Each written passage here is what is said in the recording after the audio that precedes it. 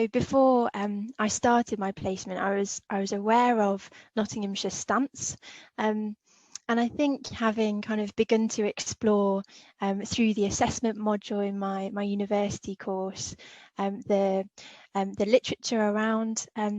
different forms of assessment, including psychometrics, and becoming aware of the critique. Coupled with my own reflections on my kind of emerging experience of using kind of psychometric testing in my first placement, I think my take was that it felt very appealing to be going into a service that had such a distinctive stance and a distinctive approach to assessment. So I think arriving in Nottinghamshire, I was excited to explore, and it was a really appealing element to me of entering into a service with those values and principles. But I think in the mix with that sense of excitement was a sense of wondering how strong my own argument was about using the kind of forms of assessment that I would be using consultation and observation, and what would I say, how strong would my argument be if I was challenged by schools about not using psychometrics. So I think in the mix was a little bit of apprehension as well around being so distinctive in my approach, and wondering how this would kind of develop and emerge, and how it would grow and kind of complement my own emerging values as a trainee EP.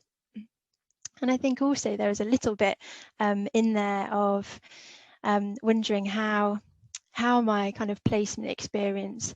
might kind of complement and fit in with my university criteria with assessment. I think, in terms of our professional development log, there are criteria around using different forms of assessment,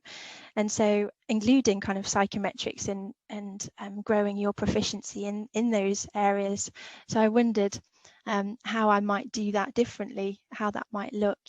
and what creative ways I might kind of explore developing my own stance, but in a way that meets the criteria of my own university training course. So it was a big mix. So I arrived with Nottinghamshire Educational Psychology Service in 2000, having previously worked at another Midlands authority for 2 years post-training, where I hadn't used any psychometric testing. So I was really pleased to be able to apply for and then gain a job with Nottinghamshire, because it seemed to fit with my values and principles of looking for options other than psychometric testing. I was pleased when I arrived that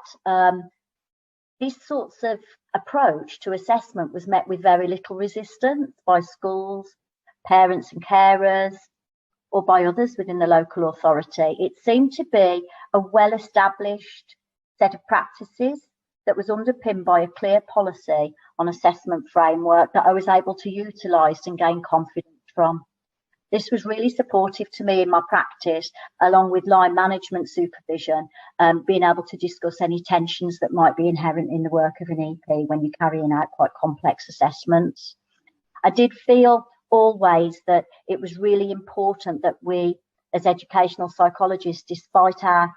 authority position, we don't subscribe to objectivity, generality and rationality in our decision making, in terms of being able to support more collaborative questioning approaches to our work. And so this really feels like it's a value that's been underpinned through my training, through my previous experience as a teacher, where I looked for useful applications of assessment that I could use within the classroom. I also worked as an assistant Senko, and I wanted very ecologically friendly strategies to be suggested by educational psychologists and other services. So it really seemed to fit all round coming to Nottinghamshire, where they'd already established clear lines of thinking around this work.